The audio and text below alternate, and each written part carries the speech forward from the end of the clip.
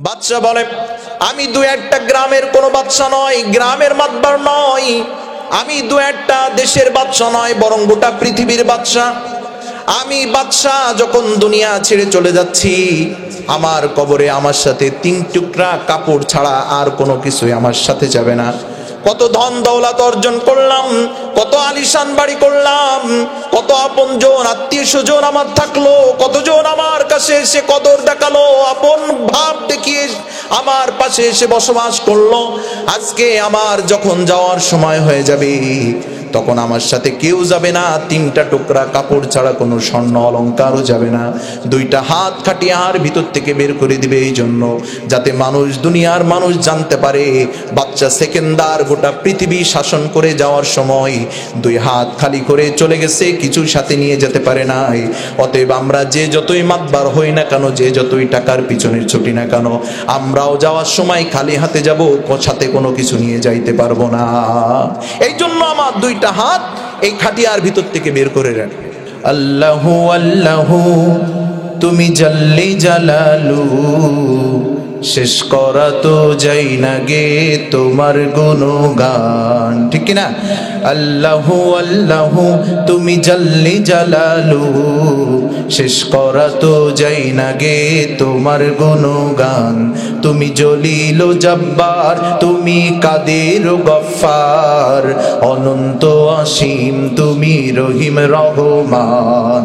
আল্লাহু আল্লাহু পড়েন, আল্লাহু আল্লাহু তুমি জাল্লি জালালু, শেষ করা তো যাই না গে তোমার গুণগান।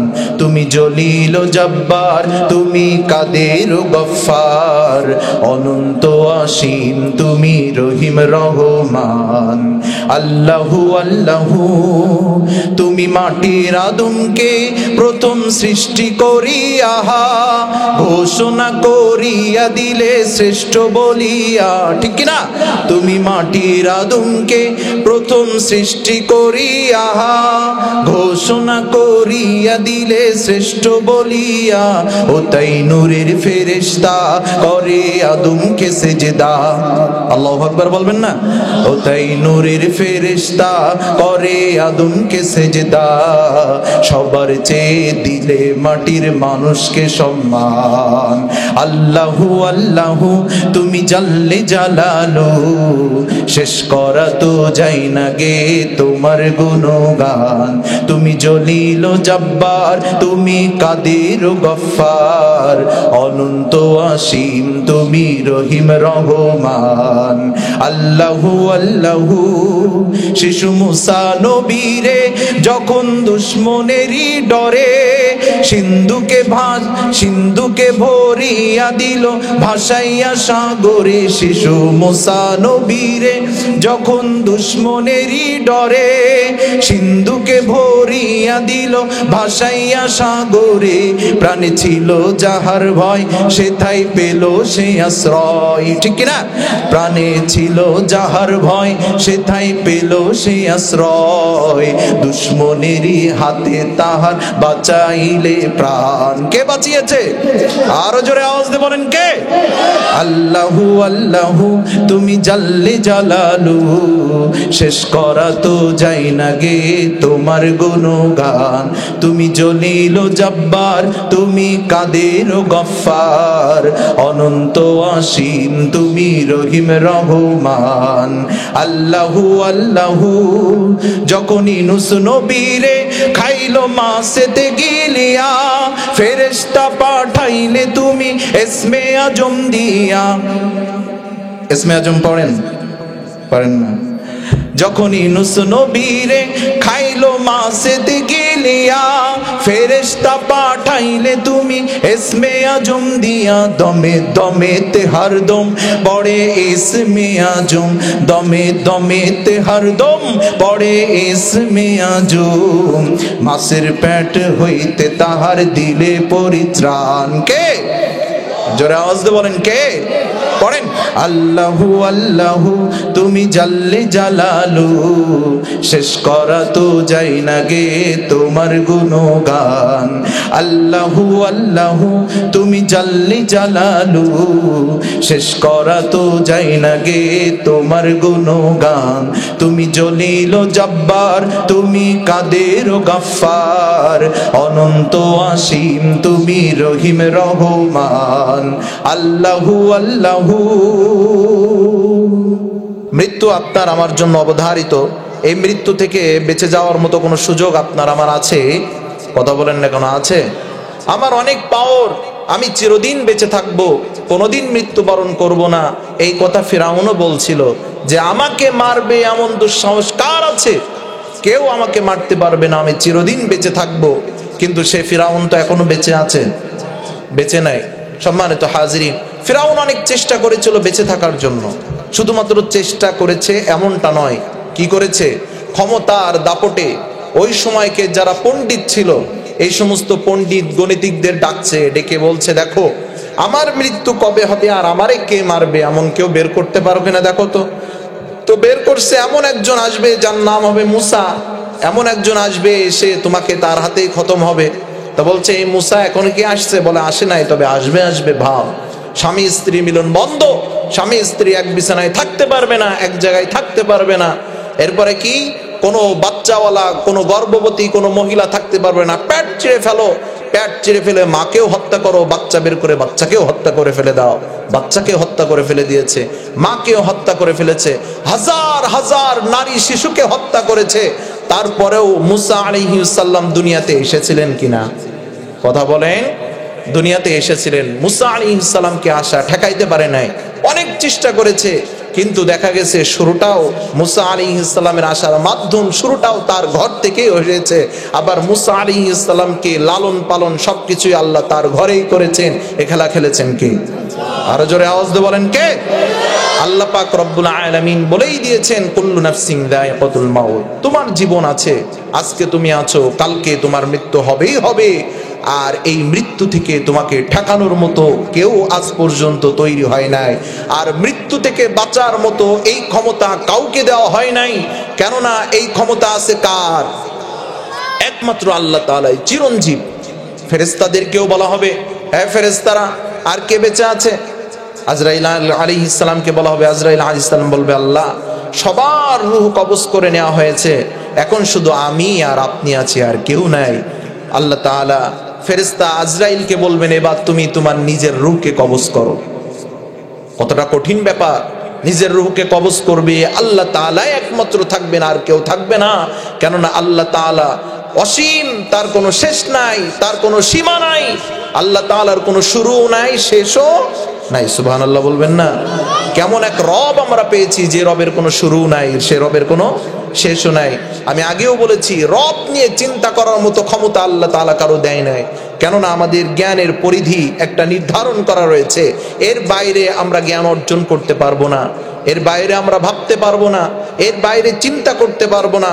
কেননা একটা সীমা রয়েছে, সীমার বাইরে গেলেই দুর্ঘটনা ঘটবে। এই কারণে আল্লাহ তাআলা বলেছেন, আল্লাহ নবী বলেন, তাফাক্কারু ফি কুল্লি শাইইন ওয়া লা তাতাফাক্কারু ফি যাতিল্লাহ। ভাববা, চিন্তা করবা, আল্লাহ তাআলার সৃষ্টি নিয়ে ভাববা, আল্লাহ তাআলার সৃষ্টিকে নিয়ে চিন্তা করবা। কেমনে একটা গাছ তৈরি হলো, ছোট্ট একটা বীজ লাগালাম মাটির নিচে, পুঁতলাম, সেখান থেকে কিভাবে আস্তে আস্তে করে একটা গাছ এত মজবুত হয়ে গেল কিভাবে। আর এই গাছের থেকে পাতা কোথার থেকে আসলো? গাছের থেকে যখন ফুল হয়, ফুলের কালার থাকে একরকম, ফুলের থেকে যখন ফল আসে তখন কালার থাকে একরকম, ফলটা যখন আরেকটু বড় হয় তখন কালার থাকে আরেক রকম, ফলটা যখন পেকে যায় তখন কালার থাকে আরেক রকম, ফলটা যখন পচে যায় তখন কালার থাকে একরকম, সেন্টের অবস্থাও একরকম, আরেক রকম। পাতাটা আপনি ছিঁড়লে পাতার সেন্ট করে অন্যরকম, ছাল উঠাইলে সেন্ট করে অন্যরকম, গাছের শিকড়ের সেন্ট অন্যরকম, গাছের পাতার সেন্ট আরেক রকম, গাছের ফলের সেন্ট অন্যরকম, গাছের ফল পচে গেলে সেন্ট অন্যরকম। এই এত কিছু দেওয়ার মালিক কে? আরো জোরে আওয়াজ দিয়ে বলেন কে? সে আল্লাহ তাআলা বলেছেন, বান্দা ভাববা। আল্লাহ নবী বলেন ভাববা ঠিকই, কিন্তু আল্লাহর জাত নিয়ে ভাবতে যেও না। এই ভাবতে গিয়ে কত মানুষ পাগল হয়ে রাস্তায় রাস্তায় ঘুরে ফিরে বেড়ায়, কত ডিগ্রি অর্জন করেছে, কিন্তু তাকে আমরা নাস্তিক বলি। কি বলি? বলেন কি বলি? নাস্তিক বলি, কারণ ও ভাবতে গিয়েছে আল্লাহ সৃষ্টি নিয়ে না, ও ভেবেছে আল্লাহকে নিয়ে। আল্লাহকে যে নিয়ে ভাবতে গেছে সেই বিপদগ্রস্ত হয়ে পড়েছে। এই জন্য আল্লাহ কোথা থেকে আসলো, কি করে আসলো, এগুলো ভাবা যাবে না, ভাবতে হবে আল্লাহ সৃষ্টি নিয়ে। কিভাবে সম্ভব? এই বানানোর মালিক একজন আছে না নাই? বলেন আছে না নাই? সুবহানাল্লাহি ওয়া বিহামদিহি। ভাইরা আমার, মৃত্যু অবধারিত, এখান থেকে বাঁচার কোনো সুযোগ নাই। অনেকেই মনে করতে পারি যে আমি মৃত্যুর জন্য, মৃত্যু থেকে পালাবো, অনেক দূরে চলে যাব, শক্ত মজবুত কোনো কেল্লা আমি তৈরি করে নেব, সেখানে মৃত্যু পৌঁছাইতে পারবে না। আমি ব্যারিকেড দিব, বিভিন্নভাবে বিভিন্ন প্রশাসন আমি নিয়োগ দিয়ে দেব, কোনো রকম যেন মৃত্যু আমার কাছ পর্যন্ত পৌঁছাইতে না পারে। করোনার সময় যেমনটা হয়েছে, এমপি মন্ত্রীরা পলানোর আর জায়গা পায় নাই, এসি রুমে থেকেছে, আরো ব্যারিকেড দিয়ে দিয়েছে, কত প্রকারের মাস্ক টাস কত কিছু পড়ছে, এরপরে আবার একের পর এক ব্যারিকেড। কোন রকম যেন কেউ মন্ত্রী পর্যন্ত না পৌঁছাইতে পারে, কোন রকম কেউ যেন এই মৃত্যু নিয়ে এমপি পর্যন্ত পৌঁছাইতে না পারে। বলেন করোনার সময় কোনো এমপি মন্ত্রী মরছিল না? বলেন না কেন মরছিল না? তাই মারার মালিক কে? আল্লাহ রাব্বুল আলামিন বলেন, আইনামা তাকুনু ইদরিকুমুল মাউত ওয়ালাউ কুনতুম ফি বুরুজিম মুশাইয়াদা। আল্লাহ রাব্বুল আলামিন বলেন, বান্দা মৃত্যু থেকে যদি বাঁচার জন্য তুমি হাজারো চেষ্টা করো, মৃত্যু থেকে বাঁচার জন্য যদি তুমি শক্ত দুর্গ কেল্লা তৈরি করো, মৃত্যু থেকে বাঁচার জন্য যদি এখানে ওখানে দৌড়ায় বেড়াও, অনেক চেষ্টাই করো না কেন, যত চেষ্টা, যত ধরনের তুমি প্রোটেকশন নিতে পারো, যত প্রকার প্রোটোকল তুমি ব্যবহার করতে পারো, যত প্রকার প্রশাসন তুমি ব্যবহার করো না কেন, যত প্রকার যত আইন আদালত করো না কেন, মৃত্যু থেকে বাঁচার চেষ্টা করলেও তুমি মৃত্যু থেকে বাঁচতে পারবে না। কেননা মৃত্যু তোমার জন্য অবধারিত হয়ে গেছে। সময় যখন চলে আসবে ঠিকই মৃত্যু তোমার কাছে এসে উপস্থিত হয়ে যাবে। এই জন্য ভাইরা আমার, মৃত্যু থেকে যেহেতু বাঁচাই যাবে না, এই জন্য মৃত্যু থেকে বাঁচার চেষ্টা করা যাবে না। যে ব্যক্তি মৃত্যু থেকে বাঁচার চেষ্টা করেছে অবহেলায় শুধু সময়টাই কাটিয়েছে, কাজের কাজ কিছু হয় নাই, ঠিক কিনা বলেন? মৃত্যু থেকে যে ব্যক্তি বাঁচার চেষ্টা করেছে কোনো কাজই হয় নাই, নির্দিষ্ট সময় যখন তার এসে গেছে ঠিকই বিদায় নিয়ে তার চলে যাওয়া লেগেছে।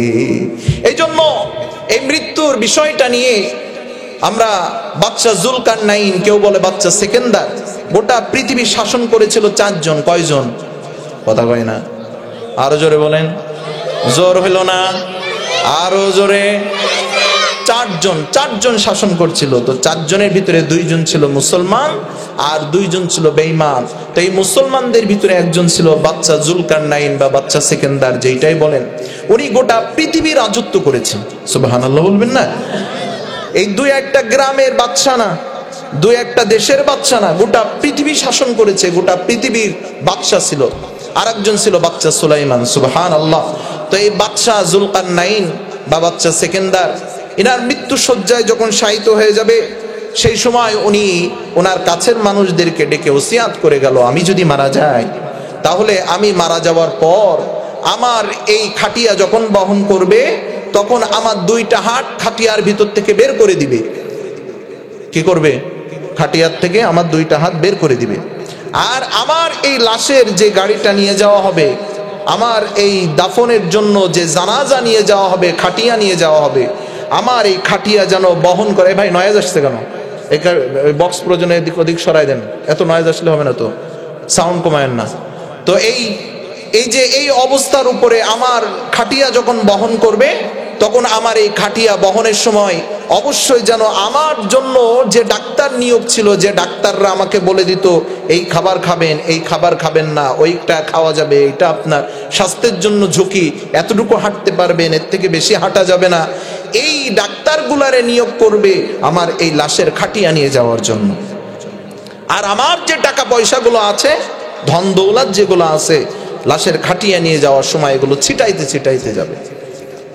বাচ্চার কাছের মানুষগুলো জিজ্ঞাসা করলো, হুজুর আপনি তো বললেন আপনার এই লাশের খাটিয়া যখন নিয়ে যাব দুইটা হাত বের করে দিব। মানুষ তো জিজ্ঞাসা করবে, মানুষ বিভিন্ন মত প্রকাশ করবে, বিভিন্ন ধারণা করবে, খারাপ ধারণাও করতে পারে। তাইলে আপনার এই লাশের খাটিয়ার ভিতর থেকে দুইটা হাত কি কারণে বের করে রাখবো, বিষয়টা যদি একটু ক্লিয়ার করতেন। বাদশা বলে, আমি দুই একটা গ্রামের কোনো বাদশা নয়, গ্রামের মাতবার নয়, আমি দু একটা দেশের বাদশা নয়, বরং গোটা পৃথিবীর বাদশা। আমি বাদশা যখন দুনিয়া ছেড়ে চলে যাচ্ছি, আমার কবরে আমার সাথে 3 টুকরা কাপড় ছাড়া আর কোনো কিছুই আমার সাথে যাবে না। কত ধন দৌলত অর্জন করলাম, কত আলিশান বাড়ি করলাম, কত আপনজন আত্মীয় স্বজন আমার থাকলো, কতজন আমার কাছে এসে কদর দেখালো, আপন ভাব দেখিয়ে আমার পাশে এসে বসবাস করলো। আজকে আমার যখন যাওয়ার সময় হয়ে যাবে, তখন আমার সাথে কেউ যাবে না, 3টা টুকরা কাপড় ছাড়া কোনো স্বর্ণ অলংকারও যাবে না।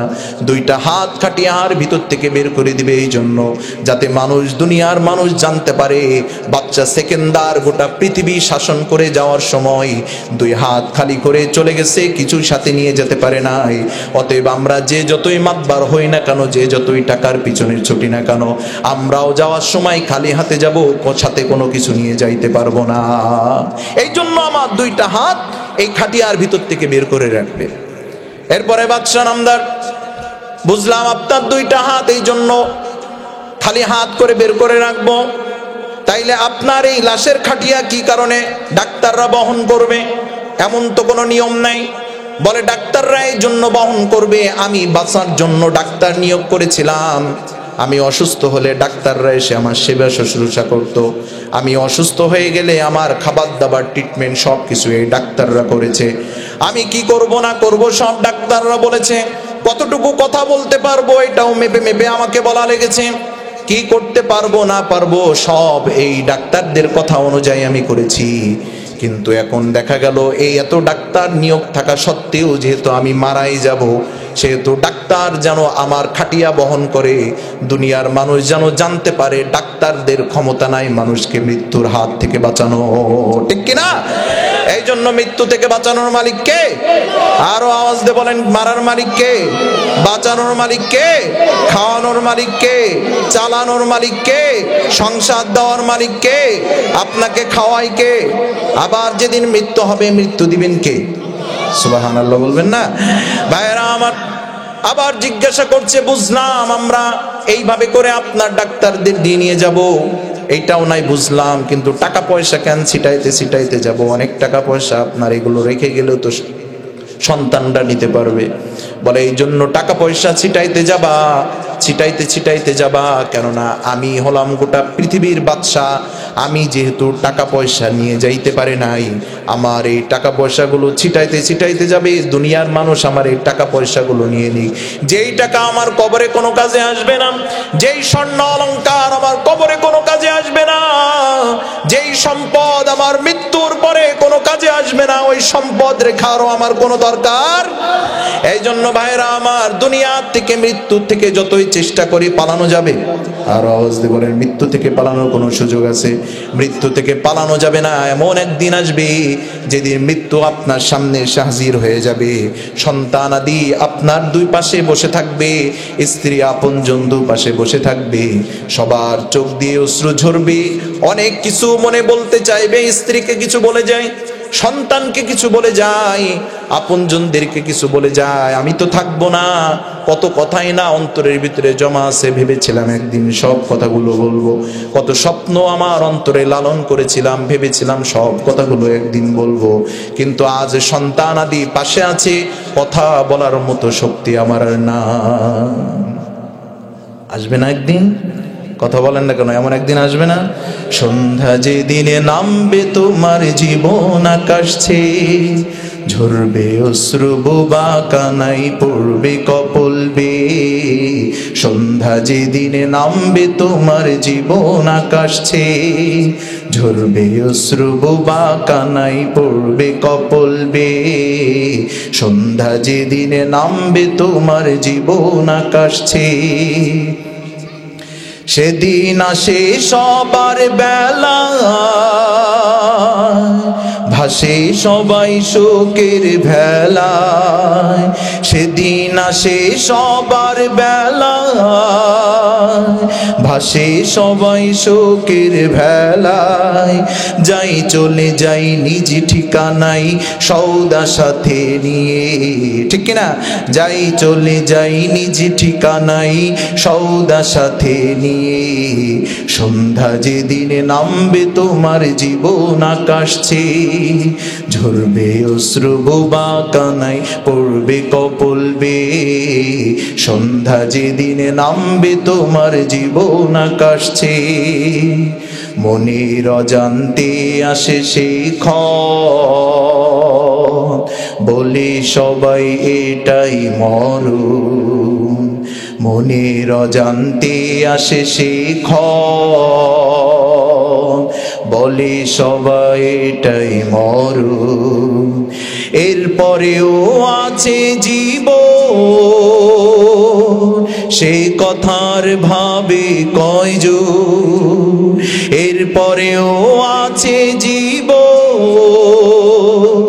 সে কথার ভাবে কয়জন। কোনটা সঠিক না বুঝিয়া ভুল সুরে যাওগে, কোনটা সঠিক না বুঝিয়া ভুল সুরে যাওগে। সন্ধ্যা যেদিনে নামবে তোমার জীবন আকাশছে, ঝরবে অশ্রু বোবা কানাই পড়বে কপল বেয়ে। সন্ধ্যা যেদিনে নামবে তোমার জীবন আকাশছে।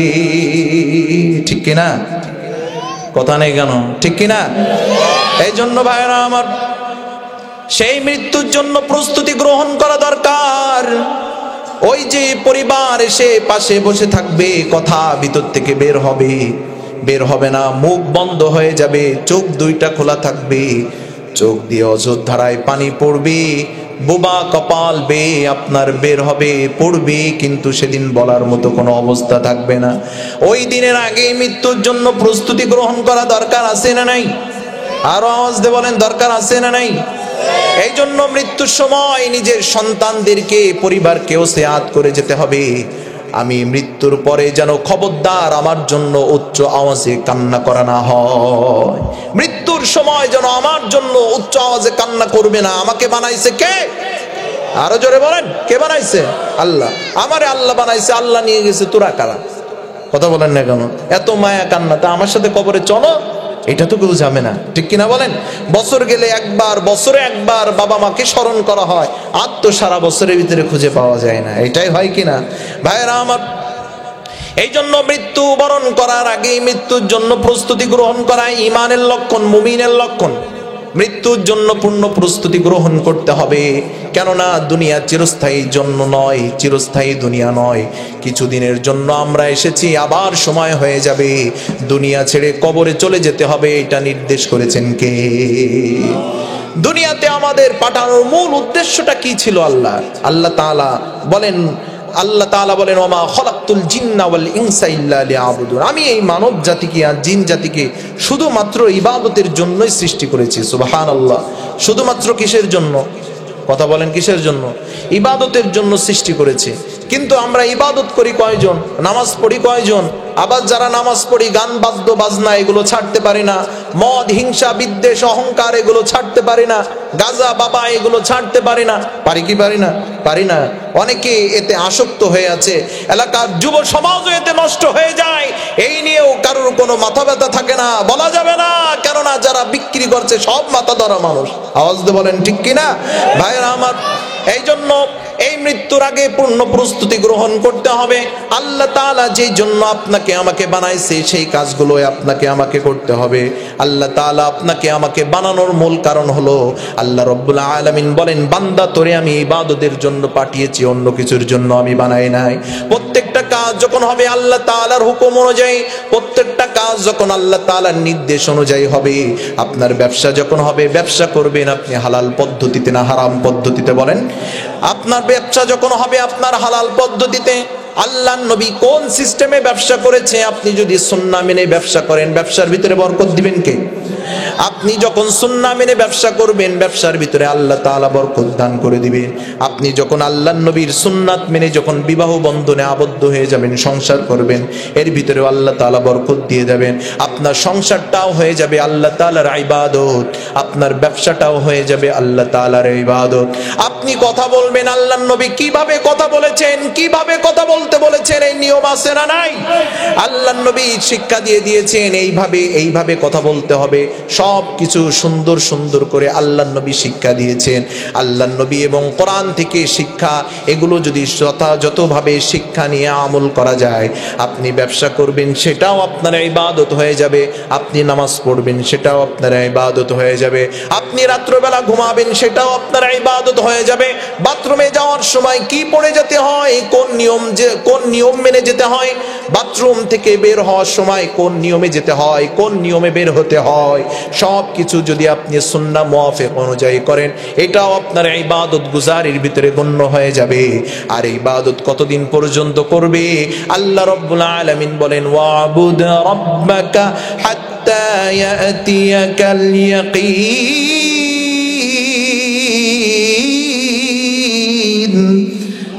আরো আস্তে বলেন আল্লাহু আকবার, জোরে বলেন আল্লাহু আকবার। আল্লাহর নবী বলেন, আল্লাহ তাআলা বলেন, ইবাদত তুমি ততদিন পর্যন্ত করবে যতদিন তোমার মৃত্যু না এসে যায়। কতদিন? কথা কয় না কতদিন? কিছুদিন নামাজ কালাম পড়লাম, এরপরে বাচ্চা দিয়ে দিলাম, এটাই কি ইবাদত হলো? কিছুদিন নামাজ কালাম পড়লাম, এতদিন নামাজ পড়ছিলাম ক্ষমতা পাওয়ার জন্য, ক্ষমতা এখন পেয়ে গেছি, নামাজ পড়ে আর কোনো লাভ নাই। এতদিন নামাজ পড়ছিলাম যাতে ধান টান যেন কোনো রকম বৃষ্টি বাদল হয়ে নষ্ট না হয়ে যায়, ধান ঘরে উঠে গেছে, নামাজের আর কোনো দরকার নাই। আগে নামাজ পড়তাম, এখন বিভিন্নভাবে মসজিদ কমিটির সাথে একটু দ্বন্দ্ব হয়েছে, অমুকরে ভালো লাগে না, নামাজই আর পড়বো না। এইটা কি নামাজ? কথা বলেন না, এটা কি ইবাদত? ইবাদত হবে কার জন্য? আরো জোরে আওয়াজ দিয়ে বলেন, ইবাদত হবে কার জন্য? রবের জন্য, আল্লাহ তাআলার জন্য ইবাদত হবে। তা না ইবাদত যদি করেন মানুষ দেখানোর জন্য, ইবাদত যদি করেন যে ফসল যাতে ঘরে ওঠে এই জন্য, ইবাদত যদি করেন আপনার ক্ষমতা পাওয়ার জন্য, ওই ইবাদত আপনাকে জান্নাতে তো নিতেই পারবে না, বরং আপনার এই ইবাদতটাই জাহান্নামে যাওয়ার কারণ হয়ে দাঁড়াবে। বান্দা যখন নামাজ পড়ে, যখন নামাজটা নামাজের মতো না হয়, তখন এই নামাজ ফেরেশতারা তার মুখে ছুড়ে দিয়ে বলে, তোর নামাজ তুই রাখ, তোর নামাজ কোনো দরকার নাই। এই জন্য নামাজ পড়ার ক্ষেত্রে খুব সাবধানতা অবলম্বন করার দরকার আছে না নাই বলেন? ভাইরা আমার, যখন মৃত্যু এসে যাবে, ওই সময় একদল ফেরেশতারা আসমান থেকে নেমে আসবে, এসে মাথার গোড়ায় এসে বসবে। আল্লাহ নবী সাল্লাল্লাহু আলাইহি ওয়াসাল্লাম একদিন এক আনসার সাহাবীর কবরস্থানের পাশে যে বসতেন, কবরের পাশে কবর খোঁড়া হচ্ছে, ওই সময় যে বসতেন, বসে বলেন, হ্যাঁ সাহাবা ইকরাম, তোমরা এই কবর থেকে আল্লাহ তাআলার কাছে পানা চাও, কবরের আযাব থেকে আল্লাহ তাআলার কাছে পানা চাও। কি থেকে পানা চাইতে বলছে? কথা বলেন, কিসে থেকে? কবর থেকে, কবরের আযাব থেকে আল্লাহর কাছে পানা চাইতে বলছে। আল্লাহ নবী সাল্লাল্লাহু আলাইহি ওয়াসাল্লাম এই কথা হাদিসের ভিতরে আসছে 3 বার বলছেন বা 2 বার বলছেন এমন কথা। বলার পরে আল্লাহ নবী সাল্লাল্লাহু আলাইহি ওয়াসাল্লাম বলেন, যেই সময় কোনো মুমিনের মৃত্যু হয়, ওই সময় এই মৃত্যুর জন্য আসমান থেকে একদল ফেরেশতারা নেমে আসেন। সুবহানাল্লাহ বলেন। ফেরেশতাদের হাতে থাকে জান্নাতের কাফন এবং মেশক আম্বার, মেশক থাকে, সুগন্ধি থাকে, সব থেকে উন্নত সুগন্ধি, যে সুগন্ধি আল্লাহর সুগন্ধি, সেই সুগন্ধি সহ ফেরেশতারা আসে এই 2টা জিনিস নিয়ে, এসে মাথার গোড়ায় এসে বসে, মাথার গোড়ায় এসে বসে বলে, ইয়া আইয়াতুহান নাফসুল হামিদা, ইয়া আইয়াতুহান নাফসুত তাইয়্যিবা, হে পবিত্র আত্মা, তুমি বের হও সেই রবের দিকে যেই রব তোমাকে ক্ষমা করে দিয়েছেন এবং তোমার প্রতি খুশি হয়ে গেছেন। সুবহানাল্লাহ বলেন। আল্লাহর নবী বলেন, যখন ফেরেশতারা মাথার দিকে আসে, মাথার কাছে এসে বসে, এই চোখ, মৃত ব্যক্তির চোখ এই ফেরেশতাদেরকে অনুসরণ করতে থাকে। মৃত্যুর সময় যখন এসে হাজির হয়ে যায়, ফেরেশতারা এসে, একদল ফেরেশতা এসে তার মাথার গোড়ায় এসে উপস্থিত হয়ে যায়। মৃত্যুর সময় যখন উপস্থিত হয়ে যায়, ওই সময় ফেরেশতারা বলে, ইয়া আইয়াতুহান নাফসুত তাইয়্যিবা উখরুজি ইলা মাগফিরাতিম মিনাল্লাহি ওয়া রিদওয়ান, সেই রবের দিকে বের হয়ে যাও, সেই রবের দিকে বের হও যে রব তোমার প্রতি খুশি হয়ে গেছেন, সেই রবের দিকে বের হও যে রব তোমার প্রতি খুশি হয়েছেন। শুধু তাই নয়, বরং যে রব তোমার জিন্দেগীর গুনাহগুলো সব মাফ করে দিয়েছে। আর আসতে বলেন না সুবহানাল্লাহ। ভাইরা আমার, আল্লাহ রাব্বুল আলামিন বলেন, ইন্নাল্লাযীনা ক্বালু রাব্বুনাল্লাহু সুম্মা ইসতাকামু তাতানাজ্জালু আলাইহিমুল মালাইকা।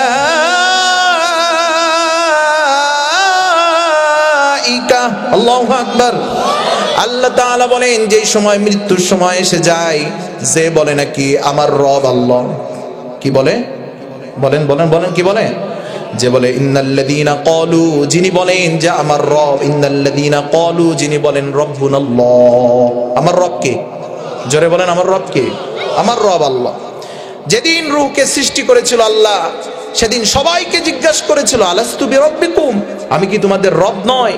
সেদিনকেও আমরা বলেছিলাম বালা ওয়া রাব্বিনা, হ্যাঁ আপনি তো আমাদের রব। আবার যখন আল্লাহ তাআলা বলেন এই কথার উপরে যারা স্থির থাকবে দুনিয়া আসার পরে, যারাদের মৃত্যুর সময় এসে যাবে, আর এই কথার উপরে যারা স্থির থাকবে, কোন কথার উপরে? আমার রবকে। বলেন বলেন জোরে বলেন, আমার রব আল্লাহ। যারা এই কথার উপর স্থির থাকবে, তাতানাজ্জালু আলাইহিমুল মালাইকা, একদল ফেরেশতারা তার কাছে নেমে আসবে, কি বলবে? আল্লা তাখাফু ওয়া লা তাহজানু ওয়া আবশিরু বিল জান্নাহ। এই ফেরেশতারা তাকে সুসংবাদ দিবে, তার আগে বলবে কোনো টেনশন নাই, কোনো ভয় নাই, কোনো দুঃখ নাই। সুবহানাল্লাহ বলেন।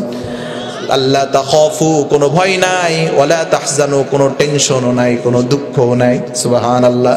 মৃত্যুর সময় ফেরেশতারা এসে বলবে তোমার কোনো ভয় নাই যে তুমি এখন থেকে রওনা করবে, তোমার মৃত্যু হয়ে যাবে, তোমার কবর, হাসর, মিজান এগুলো নিয়ে তুমি টেনশন করছো, কোনো টেনশন নাই। সুবহানাল্লাহ। দুনিয়া থেকে তাকে সার্টিফিকেট দেওয়া হবে, কোনো টেনশন নাই, কেননা আল্লাহ তাআলা তোমাকে ক্ষমা করে দিয়েছেন। আল্লাহ নবী বলেন কি যে উখরিজি ইলা মাগফিরাতিম মিনাল্লাহি ওয়া রিদওয়ান, ফেরেশতারা এসে বলবে সেই রবের দিকে তুমি বের হও যে রব তোমার প্রতি খুশি হয়ে গেছে এবং ক্ষমা করে দিয়েছেন। সুবহানাল্লাহ। তাইলে এই যে বলবে যে তোমার কোনো ভয় নাই, আবার কি বলছে? ওয়ালা তাহজানু, কোনো দুঃখও নাই, কোনো টেনশনও নাই। কেন? মানুষ যখন মারা যায় পরিবারের একটা টেনশন মাথার ভিতরে থাকে না থাকে? বলেন থাকে কি না? মৃত্যুর সময় এই টেনশন তাদের মাথার ভিতরে কাজ করবে। আর ফেরেশতারা বলবে শোনো, তুমি এখন মৃত্যুবরণ করতে দেরি, তোমার এই পরিবারের দায়িত্ব আল্লাহ তাআলা নিতে দেরি করবে না। সুবহানাল্লাহ। কাদের জন্য বলবে? যারা বলেছে আমার রব আল্লাহ। কারা বলেছে? যারা বলেছে কি আমার রব আল্লাহ, এবং সুম্মাস্তাকামু, এই কথার উপরে যারা স্থির থাকবে। এই কথার উপর স্থির থাকার মানে দুনিয়ার কয়েকটা অবস্থান আছে মানুষের জীবনের, এই অবস্থানের এই জায়গাগুলোই যারা রব আল্লাহকে রব হিসেবে মেনেছে। কোন জায়গায়? এক নম্বরে হলো ব্যক্তিগত জীবন। এক নম্বর কোন জায়গায়? সবাই বলেন না কেন, আসতে বলছেন কেন? আবার স্মৃতি সবাই মনে হয় আটকে গেছেন। লিল্লাহি তাকবীর, লিল্লাহি তাকবীর।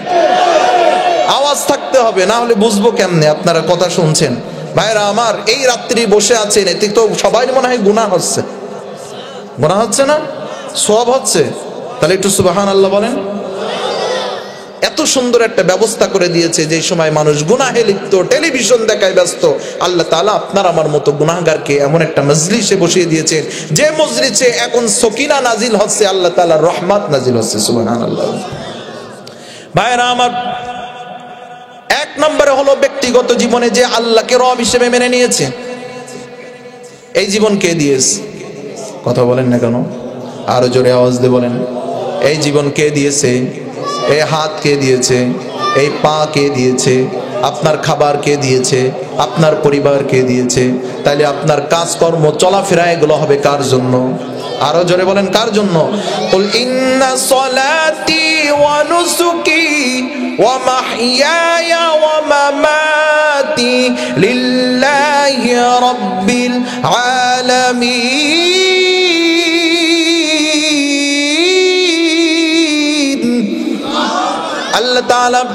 আল্লাহ তাআলা জানায় দিয়েছেন, বান্দা তোমার জীবন, তোমার মরণ, তোমার হায়াত, তোমার বেঁচে থাকা, তোমার খাওয়া, তোমার পান করা, তোমার রিজিক, তোমার দৌলত, তুমি যা কিছু করবে, তোমার নামাজ, তোমার সালাত, তোমার জিকির আজকার, তোমার কুরবানি, এগুলো হবে কার জন্য?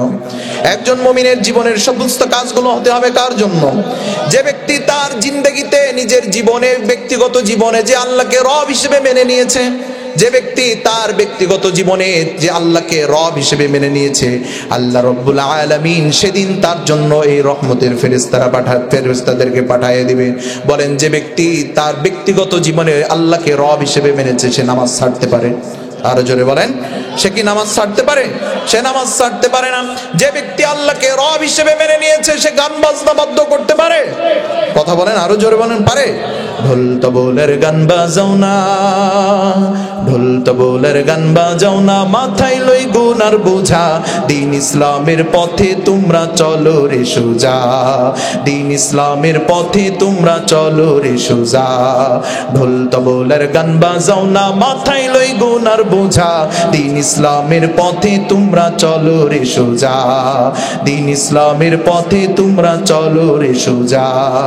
গানের কলি শুনি মোরা ফাট্টা যাই, বুক ফাট্টা যাই, এইভাবে তে গাইতে গাইতে জাহান্নামে চইলা যায়। আওয়াজ দিয়ে বলেন ঠিক কিনা? গানের কলি শুনি মোরা ফাট্টা যাই, বুক ফাট্টা যাই, এইভাবে তে গাইতে গাইতে জাহান্নামে চইলা যায়। ঢোল তবলার গান বাজাও না তোমরা, ঢোল তবলার গান বাজাও না, কবরে পাবে সাজা। ঠিক কিনা? তোমরা ঢোল তবলার গান বাজাও না, কবরে পাবে সাজা, দিন ইসলামের পথে তোমরা চলো রে সোজা, দিন ইসলামের পথে তোমরা চলো রে সোজা। মুসলমানের মুখে শুনি রাধা এবং কৃষ্ণের গান, তরুণ যুবকেরই মুখে ও পিয়া পাশানির গান। আছে না নাই? কথা বলেন না কেন? আছে না নাই?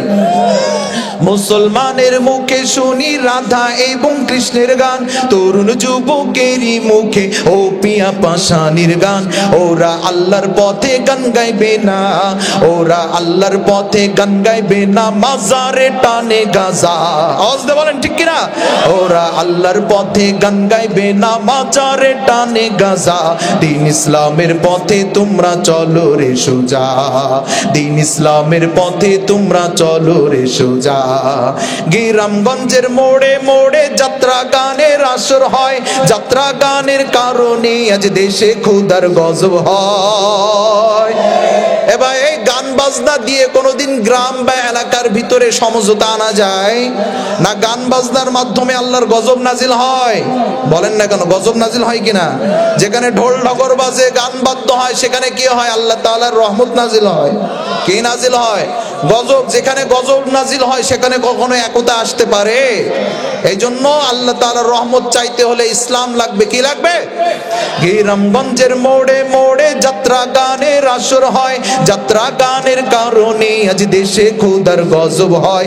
ওরা কবরেতে গেলে বুঝবে, ওরা কবরেতে গেলে বুঝবে, যাত্রা গানের কি মজা, দিন ইসলামের পথে তোমরা চলো রে সোজা, দিন ইসলামের পথে তোমরা চলো রে সোজা। ঢোল তবলার গান বাজাও না, মাথায় লই গুনার বোঝা, দিন ইসলামের পথে তোমরা চলো রে সোজা, দিন ইসলামের পথে তোমরা চলো রে সোজা। যে ক্ষেত্রে ছেলেরা সাধারণত চারটে জিনিস দেখে। এক নম্বরে হলো চেহারা দেখে, দুই নম্বরে তার বংশ দেখে, তিন নম্বরে সম্পদ দেখে, চার নম্বরে দিন দেখে। আল্লাহ নবী বলেন ফাসফার বিদাতিদ দিন, তোমরা দিন দেখে বিবাহ করে ধন্য হয়ে যাও। সুবহানাল্লাহ বলেন। এবার এই দিনদার এই মহিলা মাদ্রাসায় তৈরি হয়, হয় কি হয় না বলেন? দিনদার মেয়েগুলো মহিলা মাদ্রাসায় তৈরি হয়। এই মহিলা মাদ্রাসায় টিকে থাকুক আমরা চাই না তো কেউ? চাই, আমরা চাই। মহিলা মাদ্রাসায় আপনারা যে লাইনে পড়ান, একটু মহিলা মাদ্রাসায় পড়ায়েন, বুঝতে পারবেন কত পরিবর্তন, কি শিখছে, কি জানছে। ঘরের মা যদি দিনদার হয়ে যায় তো গোটা ঘর দিনদার হয়ে যাবে। মনে রাখবেন, এক একটা মা এক একটা ফ্যাক্টরি, এক একটা মহিলা এক একটা ফ্যাক্টরি, সন্তান গড়ার ফ্যাক্টরি। মনে রাখবেন, ফ্যাক্টরি যদি দুর্বল হয়ে যায়, ফ্যাক্টরি যদি কোনো সমস্যা থাকে, তার ভিতর থেকে যেই জিনিসগুলো তৈরি হবে এগুলো ভালো হবে। কথা কয় না? যে প্রোডাক্ট গুলো তৈরি হবে এগুলো ভালো হবে। বদনার ফ্যাক্টরি, এই বদনার ফ্যাক্টরির ভিতরে যদি আপনার কোন রকম যদি পাইপের ফ্যাক্টরি ঢুকে যায়, ও পাইপই বের হবে না, বদনা বের হবে। কথা কয় না? ওই ছাদ তৈরি করতে গেলে হিসাব কিতাব করে তৈরি করা দরকার। প্রত্যেকটা মা, প্রত্যেকটা এক একটা ফ্যাক্টরি। মা যদি ভালো হয়, সন্তান ভালো হয়, উস্তাদ যদি ভালো হয়, ছাত্র ভালো হয়। কথা বলেন না কেন? নেতা যদি ভালো হয়, তার সহকর্মীরা ভালো হয়। অফিসের বস যদি ভালো হয় তো অফিসের কর্মচারীরা অটোমেটিকলি ভালো হয়ে যায়। দেশের শাসক যদি ভালো হয়, সেই দেশের কর্মচারী, নেতা গুতা যা আছে, মন্ত্রী এমপি সব ভালো হয়ে যেতে বাধ্য। আওয়াজ দিয়ে বলেন ঠিক কিনা? এই জন্য ভাইরা আমার, ঘর যদি সুন্দর করতে হয় ফ্যাক্টরি ভালো করতে হবে। সন্তান যদি দিনদার চান, ফ্যাক্টরি ভালো করতে হবে। দিনদার যদি বানাতে চান, আপনার এই মা নামের ফ্যাক্টরিটাকে ভালো করতে হবে। এই মাকে দিনদার বানানো দরকার আছে না নাই?